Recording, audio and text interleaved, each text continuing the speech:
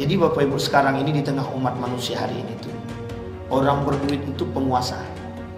Orang berduit itu penguasa. Jadi kalau tidak punya duit, itu jelas mereka anggap sebagai apa? Kalau bahas bukan biasa-biasa saja. Kalau biasa-biasa saja masih mending Bapak Ibu. Orang tak berduit itu dianggap sebagai mohon maaf, pembantu. Karena dia merasa punya duit, dia bisa suruh orang suka-suka hatinya. Anda kan butuh duit saya, kerjakan apa yang saya perintahkan. Karena butuh mau tak mau Pak. Karena butuh mau tak mau dia buat. Ini ilustrasi Pak, ilustrasi keadaan, dan itu nyata. Begitu kondisi kita hari ini. Bisa orang berduit bisa meminta orang lain. Coba bayangkan hari ini, lihat permainannya. Siapa yang korupsi, siapa yang masuk? Siapa yang korupsi? Siapa yang masuk penjara? Justru yang korupsi paling banyak tak masuk penjara. Yang korupsi paling sedikit yang masuk penjara. Misal, si A korupsi, anggaplah korupsinya 50 triliun misalnya. Tapi si A yang korupsi ini, itu makan cuma 1 triliun.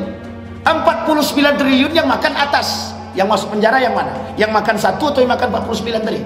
Kenapa bisa kelak di akhir zaman ada orang kuat bisa menindas orang lemah? Karena orang lemah itu diam. Karena orang yang lemah ini tidak mampu dan tak sanggup berbuat. Yang ketiga, orang lemah ini sendiri. Coba kalau yang lemah ini beramai-ramai, maka orang yang tadi merasa kuat pun itu tak akan sanggup. Kita sekarang begitu. Saya sangat-sangat setuju sekali para koruptor itu ditembak mati. Betul katanya belakang. Ini karena habis baca berita nih, Pertamina nih 968 triliun. Coba bayangkan 1 triliun aja bisa menghidupkan 1000 orang. Itu kalau seandainya 900 triliun berarti berapa itu? Assalamualaikum warahmatullahi wabarakatuh. Bapak ibu abang kakak adik jamaah dimanapun berada. Man bana masjidan, siapa yang bangun masjid, manallah mislahu baitan fil jannah. Ma la yudraku kulluh la yutraku kulluh. Kalau belum bisa bangun satu masjid utuh, 1, 2, 3 sak semen, batu bata, batu kerikil, insya Allah mengalir sampai hari kiamat. Bingung kemana kami mau salurkan? Jangan lagi bingung, salurkan ke Masjid Peradaban. Di nomor rekening Bank Syariah Indonesia BSI, nomornya mudah 33300009097 atas nama FSRMM. Konfirmasinya ke nomor berikut 0813 7733 9947. Berkah selalu. Wassalamualaikum warahmatullahi wabarakatuh.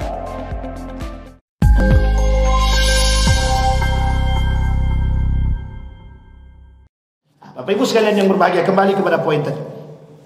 Di dalam hadis Nabi itu ada 10 tanda kiamat besar. Nah, kita sebelum masuk ke 10 tanda kiamat besar, kita masuk fenomena akhir zaman sebelum masuk 10 tanda besar tadi. Tanda-tanda kiamat kecil. Dan tanda-tanda kiamat kecil ini kata Syekh Al-Arifi dalam kitabnya Nihayatul Alam, itu perkataan Nabi pasti terbukti, pasti. Kita ambil contoh. Satu di antara hadis. Apa kata Nabi dalam hadisnya? Dakhala alayya Rasulullah sallallahu alaihi wasallam wa huwa yaqul, "Ya Aisyah, qaumuka asra ummati bi lihaqat."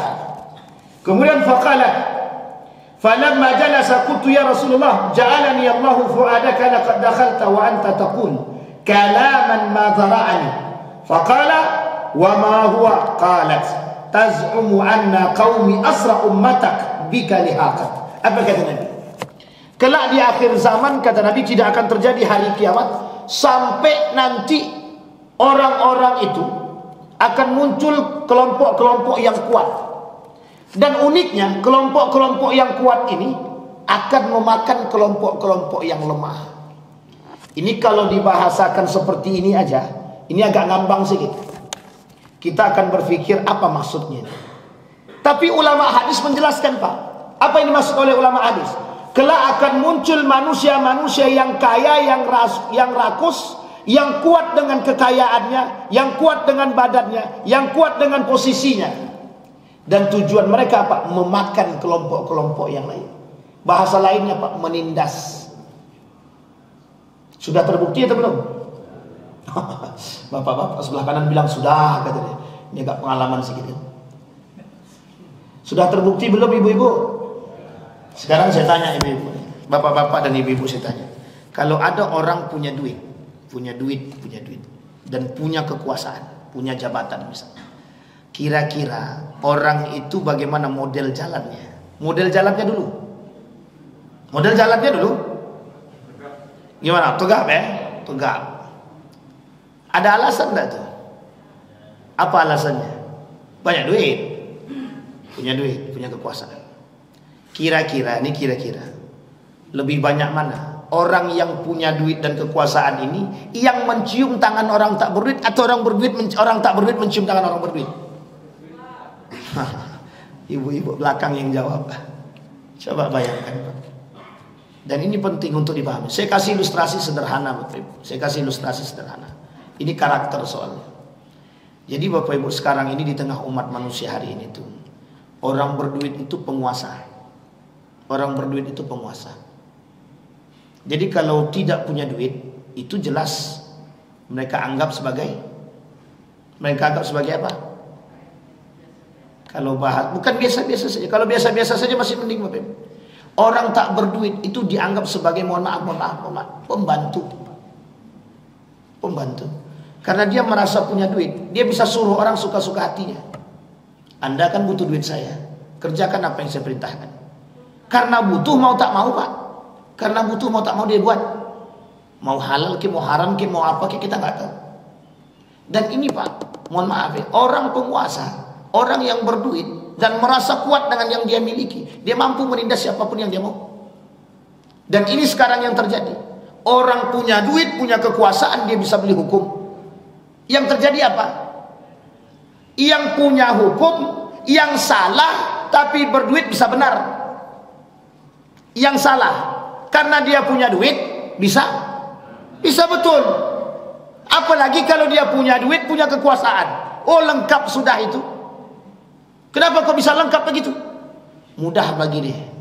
Makanya sekarang ini bahasanya orang-orang yang mungkin agak lemah. Apa kata mereka? Ya udahlah nak, ndak usah kita melawan. Mereka punya duit, kita ndak punya duit, kalah kita. Kalaupun masuk ranah hukum, paling kita yang kalah. Begitu bahasa orang sekarang, Pak.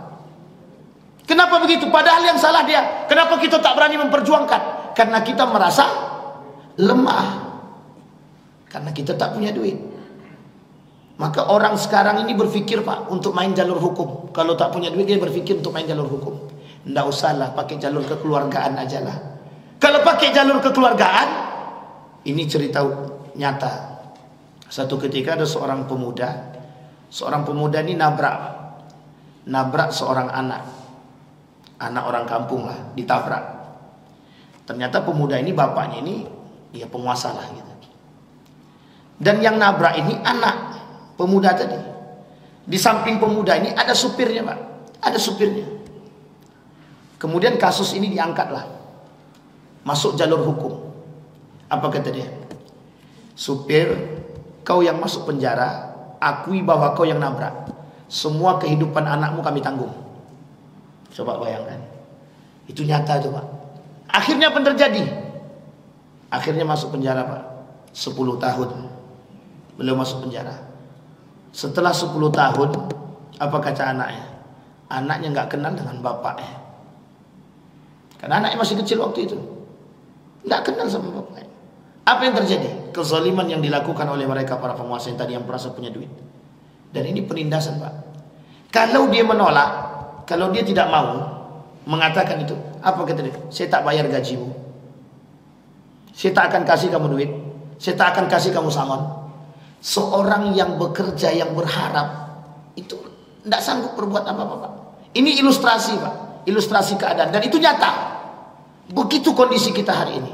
Bisa orang berduit, bisa meminta orang lain. Coba bayangkan hari ini, lihat permainannya. Siapa yang korupsi, siapa yang masuk. Siapa yang korupsi, siapa yang masuk penjara. Justru yang korupsi paling banyak tak masuk penjara. Yang korupsi paling sedikit yang masuk penjara. Misal si A korupsi, anggaplah korupsinya 50 triliun misalnya.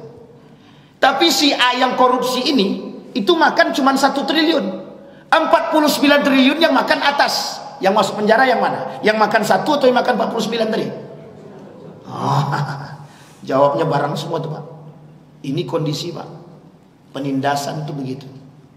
Kata Nabi, ini ilustrasi kata para ulama hadis, bahwa kelak di akhir zaman yang kuat akan memakan yang lemah, dan yang lemah tidak akan mampu bersuara terhadap yang kuat. Kenapa? Karena mereka merasa diri mereka lemah. Dan ini yang terjadi. Kenapa kok bisa begitu? Karena ketika itu yang mereka jaga adalah kehidupan, bukan harga diri, bukan harga diri agama, bukan keberanian, tapi yang mereka jaga adalah harga diri kehidupan mereka saja. Yang penting kami bisa makan selesai, yang penting anak kami selamat, yang penting ini, yang penting itu. Tapi mereka tak memperkirakan itu. Tapi bagaimana dengan pelaku yang menindas tadi? Ini yang disebut oleh Nabi dalam riwayat yang lain, congkak, angkuh, sombong. Kelak di akhir zaman kata Nabi akan muncul sab'ina kadzaban, dengan para penipu, pendusta tadi. Mereka muncul dengan kesombongan, mereka muncul dengan keangkuhan. Apa yang menyebabkan mereka begitu? Kuasa. Apa yang menyebabkan mereka begitu? Harta. Apa yang menyebabkan mereka melakukan perbuatan demikian? Karena mereka cinta terhadap dunia.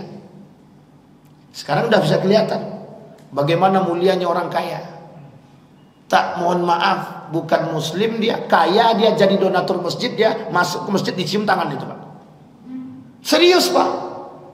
Oh, meskipun si anu itu tidak Islam, tapi dia donatur itu Ustaz, donatur masjid kami dia. Mau donatur kayak dia, sebaik-baik apapun dia kafir, mati masuk neraka dia.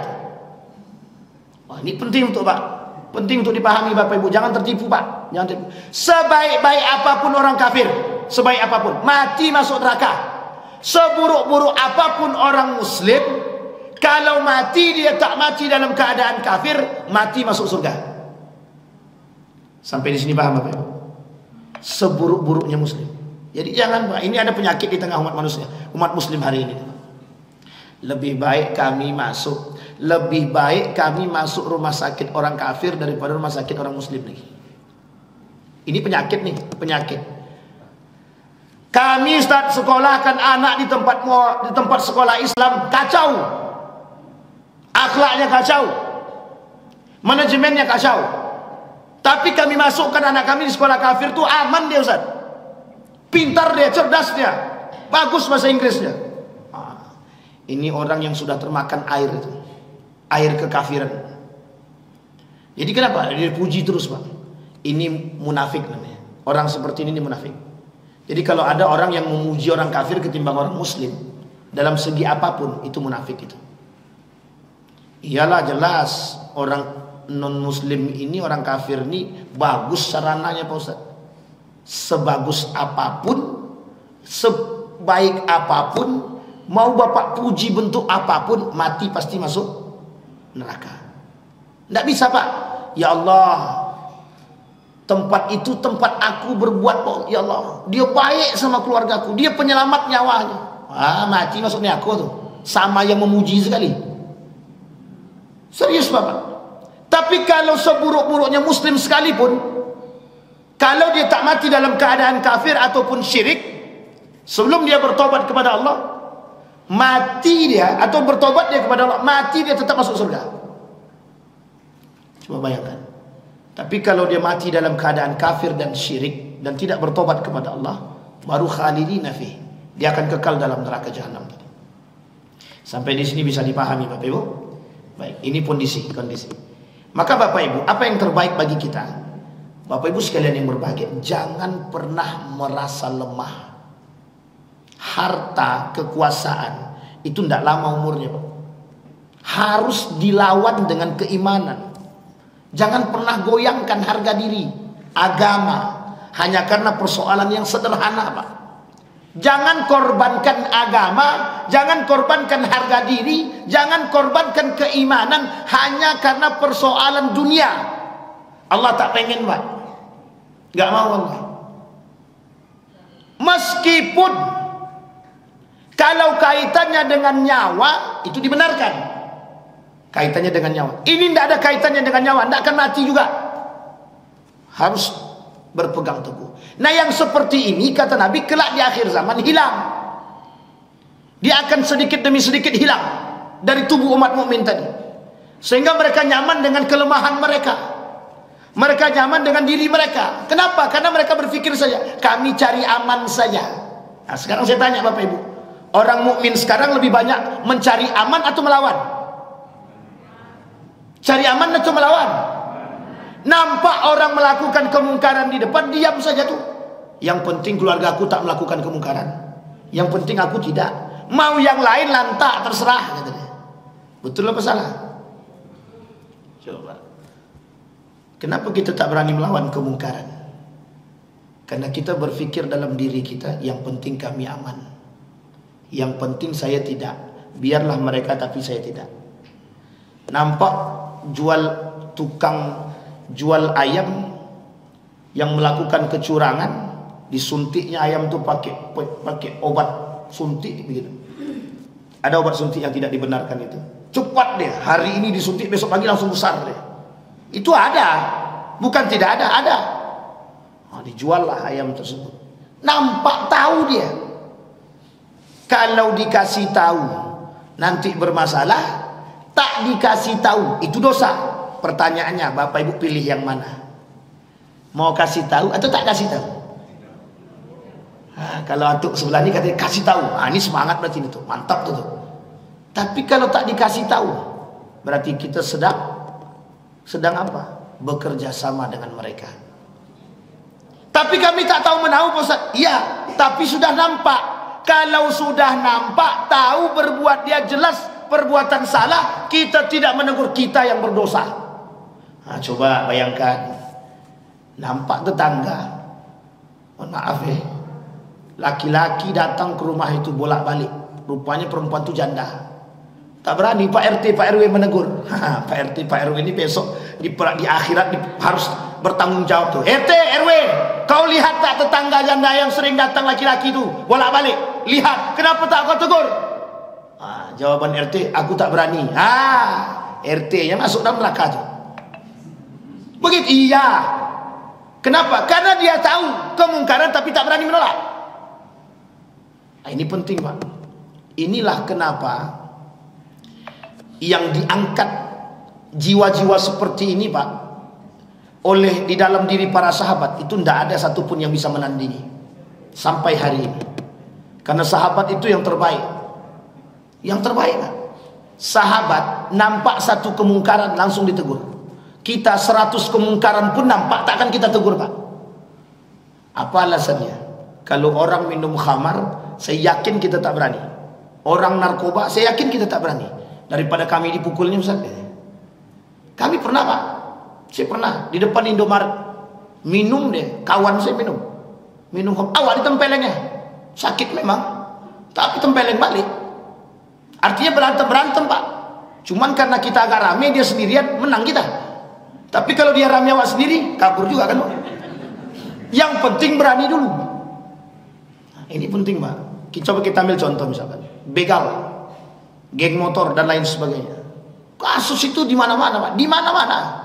Dulu waktu di Jogja itu, Pak, ada namanya keliti. Tak keliti itu apa namanya? Itu bukan bikin rusuh terus itu. Karena setiap malam dia keliling bawa samurai, cerulit, apa namanya? Cerulit. Nah, itulah pokoknya. Ya itulah pokoknya yang begitulah. Itu tiap malam, Pak. Habis minum mereka keliling. Dulu. Kerjaannya apa? Cari iseng, Pak. Jadi bunuh orang itu iseng. Itu enaknya, Pak. Bunuh orang itu iseng. Tapi mohon maaf, itu kan kalau kita tak punya nyali besar, Pak, jangan coba-coba. Kalau kita tak punya nyali besar, jangan coba-coba, Pak. Itu yang banyak mati ketika itu, yang banyak masuk rumah sakit itu, termasuk kawan saya pribadi. Kawan kami memang tidak satu kos tapi satu angkatan itu. Itu kena. Malam dia pulang jam 10 malam. Sayangnya dia lewat di tempat yang agak sunyi itu. Dan itu sudah terbaring di ring road itu. Untung cepatnya ada yang kabari. Bisa kita langsung bawa ke rumah sakit. Itu dalam masuk pisau dalam badannya itu. Tapi coba apa yang mereka lakukan? Itu kemungkaran, Pak. Kemungkaran. Nah, yang kayak gini harus kita lawan. Tidak bisa itu didiamkan, tidak bisa. Karena kemungkaran itu merajalela, Nah, kembali kepada poin tadi. Kenapa bisa begitu? Kenapa bisa kelak di akhir zaman ada orang kuat bisa menindas orang lemah? Karena orang lemah itu diam. Karena orang yang lemah ini tidak mampu dan tak sanggup berbuat. Yang ketiga, orang lemah ini sendiri. Coba kalau yang lemah ini beramai-ramai, maka orang yang tadi merasa kuat pun itu tak akan sanggup. Kita sekarang begitu. Kenapa negara-negara yang tak suka dengan kita ini, kenapa mereka kuat? Padahal mereka sedikit Pak, minoritas. Tapi kok kenapa mereka kuat? Karena kita yang takut. Kenapa takut kita? Karena kita tak bersatu. Kenapa kita tak bersatu? Karena setiap orang di antara kita memikirkan diri masing-masing. Apa penyakitnya? Yang penting bukan aku. Apa penyakitnya? Ya udahlah, ibadahkan masing-masing. Tidak bisa begitu Pak. Kunto Wijoyo bilang, udah gak zamannya manusia berpikir iman sendiri.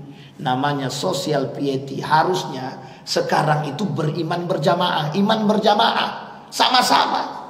Satu di antara yang lain saling mengingatkan. Kata Nabi, tidak akan terjadi hari kiamat sampai hilang sifat perhatian antara satu muslim dengan muslim yang lain.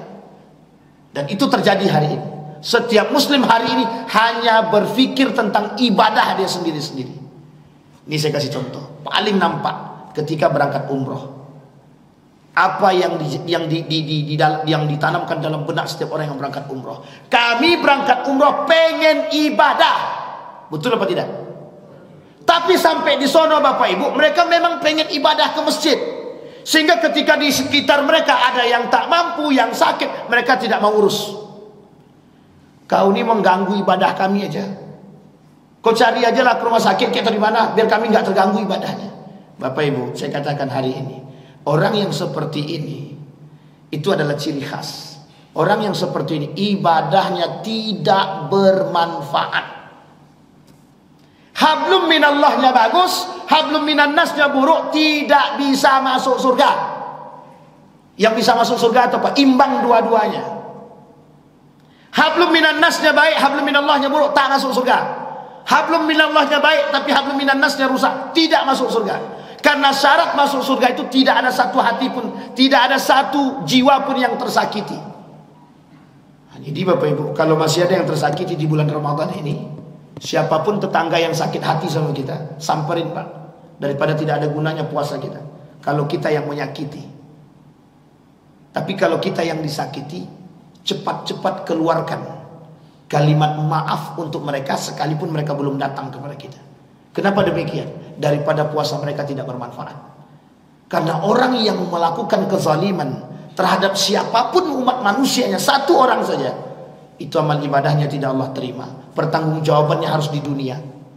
Yang kedua, dalam puasa Allah tidak mau terima amal ibadahnya. Namanya muhbitat. Allah hapus semua amal ibadahnya di hari tersebut.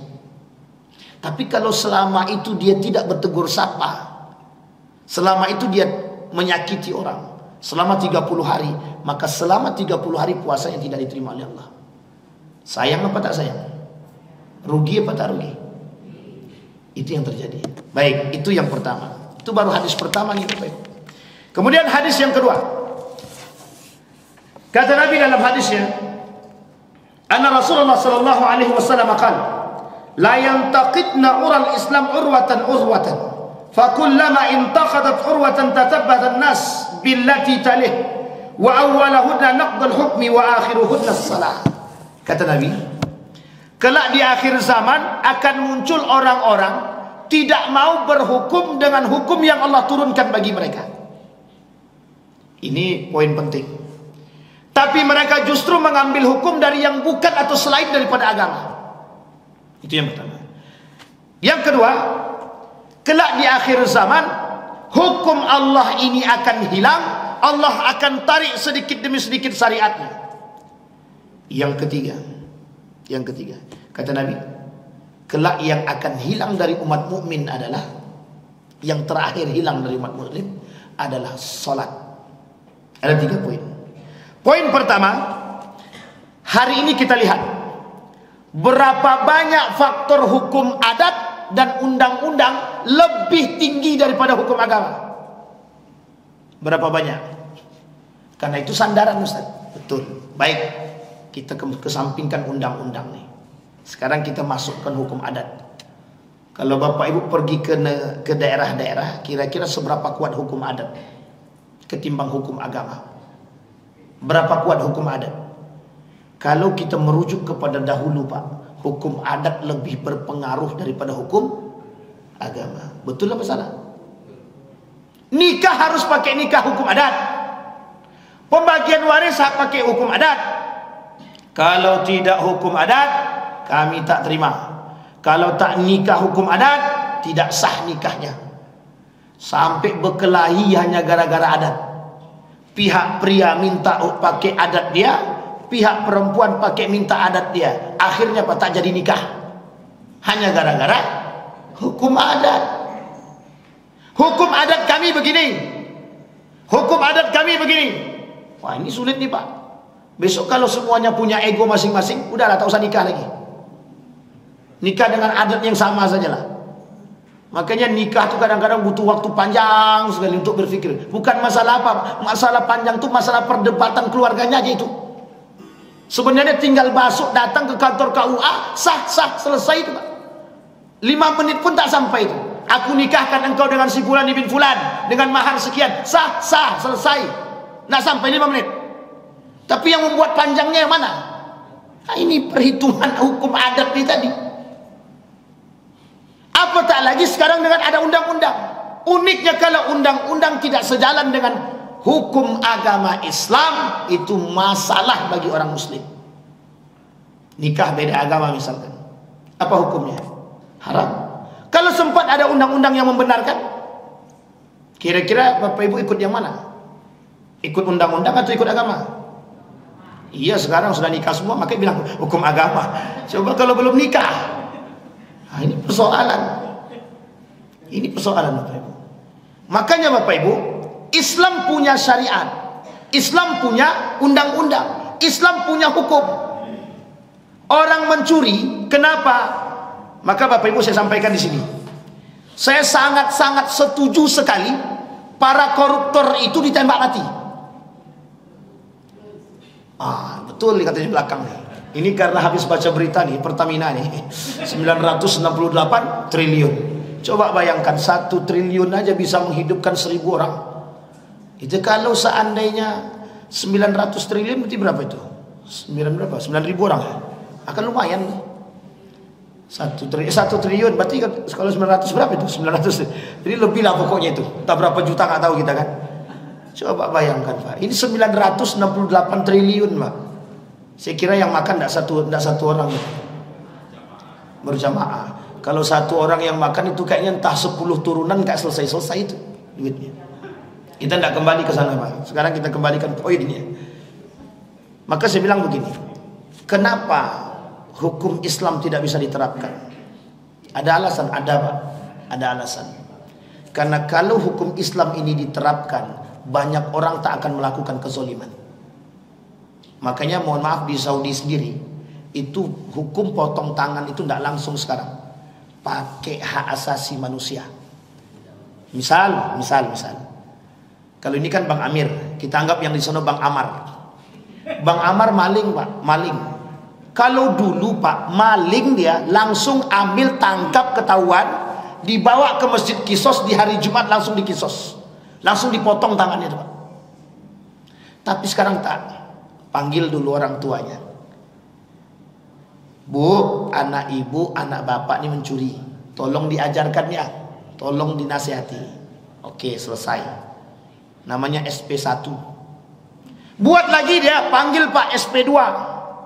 Sudah 3 kali buat, baru dipotong tangannya. Itu pun ada standarnya. Kalau cuma 100 rial, enggak potong tangan. Nah, di atas 1000 rial baru potong tangan. Nggak bisa main potong aja. Kenapa? Sudah masuk namanya hak asasi manusia. HAM. Ini penting untuk dipahami. Jadi itu nggak bisa, Pak. Kalau sempat di Indonesia dibuat begitu, Setiap para koruptor yang 100 juta ke bawah, anggaplah 10 juta gitu, 10 juta ke atas, potong tangan. Tidak ada besok yang korupsi itu, tidak ada. Takut dia. Korupsi 10 juta potong tangan, kemudian korupsi lagi potong kaki, kemudian korupsi lagi potong tangan kiri, korupsi lagi potong kaki kanan, habis. Nah, ini uniknya Pak, mohon maaf, ini kalau didiamkan begini, itu korupsi itu tradisi. Tahu Bapak Ibu tradisi? Suap itu tradisi, korupsi itu tradisi. Kenapa kok tradisi? Loh, karena didiamkan. Sesuatu yang didiamkan akan menjadi sebuah kebiasaan. Tapi sekarang Ustaz udah kuat, pokoknya semua dicari tahu. Alhamdulillah, asal duitnya balik. Ini dicari tapi duit tak balik, tetap aja kita yang kena kan. Makanya BLBI Pak, kasus bantuan likuiditas Bank Indonesia itu sampai hari itu nggak selesai Pak, sampai hari ini. Dan itu penyebab awal hutang kita itu, penyebab awal hutang. Sampai hari ini hutang itu tidak akan selesai itu Pak. Sampai kapan kita pun tidak tahu. Makanya ada pernyataan anak baru lahir sudah menanggung hutang. Nah, kembali kepada poin tadi, karena tidak berhukum kepada hukum agama. Uniknya hukum agama itu hanya dijadikan alternatif kedua, bukan dijadikan alternatif yang pertama. Kenapa demikian? Karena mohon maaf, ini negara bukan negara Islam, kata mereka. Jadi tidak cocok Islam itu, syariat Islam ditegakkan di sini. Aceh yang kota yang meminta kepada Soekarno untuk diberikan keistimewaan karena menjalankan syariat Islam. Itu yang pertama. Yang kedua, kelak hukum Islam ini, syariat Islam ini akan Allah tarik sedikit demi sedikit. Kenapa? Karena umat muslim tidak mau berpegang teguh dengan syariat itu. Umat muslim kelak di akhir zaman akan berpegang teguh dengan hukum-hukum selain daripada Islam. Sehingga yang menjadi patokannya, sekalipun itu bertolak belakang dengan nilai agama, mereka akan ikut yang bukan agama. Yang ketiga, yang terakhir, maka kata Nabi, kelak yang akan hilang pertama sekali dari umat muslim adalah hukum agama. Dan yang terakhir hilang dari umat muslim adalah sholat. Dan ini kedua-duanya bergantung, karena sholat ini menjadi penguat di antara segalanya. Kunci orang beriman sholat. Kunci orang kafir atau tidak kafirnya sholat. Seorang beriman dikatakan kufur kalau dia tinggalkan sholat. Kalau dia tidak tinggalkan sholat, dia tetap masih orang beriman, sekalipun dia tidak zakat, sekalipun dia tidak puasa. Kunci sholat, sholat ini menjadi kunci bagi setiap perbuatan umat muslim, apapun itu. Maka kata Nabi dalam hadisnya, kelak yang akan hilang terakhir daripada umat muslim adalah sholat. Kalau sholat sudah hilang dari diri umat mukmin, orang Islam, maka bisa dipastikan hidupnya tidak akan pernah berpegang teguh dengan nilai-nilai keislaman. Kalau sudah sholat tidak ada lagi dalam rumah, maka bisa dipastikan rumah itu tidak ada berkahnya sama sekali. Tidak ada. Sampai di sini bisa dipahami. Ini sudah jam berapa Bang? 1 menit lagi. Alhamdulillah, masih aman. Kalau diprotes dari awal kan enak. Sampai di sini bisa dipahami Bapak Ibu. Nah, apa kata Nabi? Maka kata para ulama menjelaskan hadis tersebut, umat muslim harus punya perhatian terhadap nilai Islam, terhadap syariat Islam, terhadap hukum agama. Bukan kita yang menghilangkannya. Ini kita yang tak suka dengan syariat Islam, kita yang tak suka dengan nilai agama. Ini akhir zaman. Sekarang ini Bapak Ibu, kita deklarasi saja sekarang, kita ini sudah mau masuk di akhir zaman. Bahkan sudah ada yang berani mengatakan kita ini sudah di akhir zaman. Kenapa begitu? Begitu semua yang dikatakan oleh Nabi dalam hadisnya, hampir semuanya terbukti. Hanya tinggal menunggu saja. Kalau kita tak bersiap, kalau kita tak mau mengakui diri kita, kalau kita tak mau istiqamah, habis kita yang ikut. Maka kata Allah dalam Al-Quran, فَلَا تَقْعُدُوا مَعْهُمْ حَتَّى يَخُوضُوا فِي حَدِيثٍ غَيْرٍ إِذًا أَنْتُمْ مِثْلُهُمْ إِنَّكُمْ إِذًا مِثْلُهُمْ. Kata Allah, Kalau kita tidak berposisikan pada posisi yang baik, tidak berpegang teguh dengan tauhid, tidak mau berpegang teguh dengan nilai-nilai agama, mohon maaf, kita juga akan ikut arus. Sampai di sini bisa dipahami Bapak Ibu? Baik. Sekarang pertanyaannya tergantung kepada kita, Bapak Ibu semua. Mau kemana arahnya? Kalau kita mau aman, ya kita ikuti. Kalau kita tidak mau aman, ya sudah. Tergantung kepada setiap orang di antara kita. Dan ini kondisi umat muslim hari ini. Kita lihat umat muslim hari ini seperti ilalang, kemana angin ditiup, ke situ pergi arahnya. Kalau ke kiri angin bertiup, ilalang tadi ke kiri dia. Kalau ke kanan dia. Tak sanggup dia nak melawan. Dan inilah arus yang hari ini kita hadapi. Buruk arus tadi kita ikuti, baik arus tadi kita ikuti juga. Jadi abu-abu kita sudah. Nah, sampai di sini paham ya Bapak Ibu ya.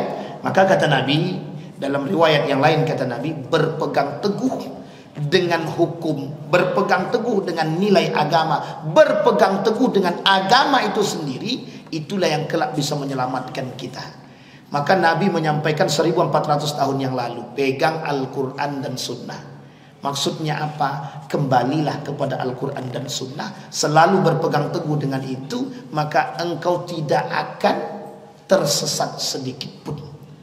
Yang uniknya adalah sekarang itu banyak yang tersesat. Kenapa? Ya menganggap remeh Al-Quran. Ngaku muslim tapi nggak pernah baca Quran. Ngaku mukmin tapi nggak paham apa itu Al-Quran. Uniknya lagi, ada orang mengaku muslim, Al-Fatihah pun tak hafal. Itu parah apa tak parah? Generasi ke depan, Ibu pegang baik-baik, Bapak Ibu pegang baik-baik kata-kata saya nih. Kalau kita masih bertahan dengan kondisi kita seperti ini, maka bisa dipastikan generasi 20-30 tahun yang akan datang tidak mengenal Al-Fatihah. Dan itu sudah kami temukan. Sudah kami temukan ada mahasiswa tidak hafal Al-Fatihah. Coba bayangkan, masih mending tidak hafal Ustaz. Ini bersahadat pun tidak katanya. Sampai di sini paham Bapak Ibu ya. Nah, ini kondisi fenomena namanya Bapak Ibu. Inilah yang disebut dengan fenomena akhir zaman. Nah, mudah-mudahan ada manfaatnya bagi kita semua. Kita berdoa kepada Allah. A'udzu billahi minasyaitonir rajim. Bismillahirrahmanirrahim. Alhamdulillahirabbil alamin. Hamdan syakirin, hamdan na'imin. Hamdan yuwafi ni'amahu wa yukafi'u mazidah. Ya Rabbana lakal hamdu kama yanbaghi li jalali wajhikal karim wa 'azimi sultanik. Allahumma faqihna fid din wa 'allimna ta'wil. Allahumma ansur man nasara ad-din wa akhdhil man khadhala al-muslimin. Allahumma a'inna ala dhikrika wa syukrika wa husni ibadatik. Allahumma anfa'na bima 'allamtana warzuqna 'uluman tanfa'una fid din wad dunya wal akhirah. Allahumma ij'al tajammu'ana tajammu'an marhumah waj'al tafarruqana min ba'dihi tafarruqan ma'suma. Rabbana zalamna anfusana wa illam taghfir lana wa tarhamna lanakunanna minal khasirin. Allahumma ij'alil Qur'anal 'azima rabi'a qulubina wa nura sudurina wa jilaa'a ahdanina wa dhihaba humumina wa ghumumina. Rabbana atina fid dunya hasanah wa fil akhirati hasanah wa qina azabannar. Walhamdulillahirabbil alamin. Assalamualaikum warahmatullahi wabarakatuh.